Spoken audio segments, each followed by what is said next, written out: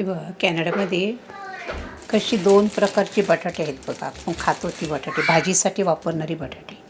हे बघा, हे प्रथमच कलरची बटाटे आणि आपली इंडियन बटाटे आहेत. मोसंबीसुद्धा बघा किती मोठी आहेत कॅनडामध्ये. मी इथे सगळं प्रथमच बघते इतकं मोठं, म्हणून मी तुमच्याबरोबरसुद्धा शेअर करते. बघा संत्रीसुद्धा इतकी स्वादिष्ट, एकदम गोड, म्हणजे बिया नसतात त्याच्यामध्ये, अजिबात याच्यात बिया नसतात. डायरेक्ट फोडून खायचं असं बघा, एकदम सोलून असं खायचं. एकसुद्धा बी नसते, साल काढून टाकायचं आणि पूर्ण खायचं असं. मस्त एकदम रुचकर गोड. आणि सुद्धा मोसंबीसुद्धा मिठी गोड आहेत. आणि बटाटेसुद्धा दोन प्रकारचे आहेत.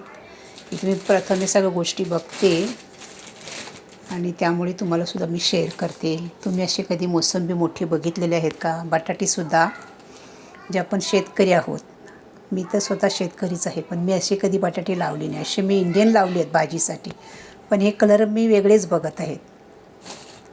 आवडलं तर नक्की शेअर करा, कमेंट करा तुम्ही कधी बघितले आहेत का. आणि हे किती बघा, इथे किती पण मोठी पिशव्याच असतात, पॅकिंगचे असतात. आपल्या कडेच असं अर्धा किलो 1 किलो भेटतं तसं नाही, ते पॅकिंग असतं.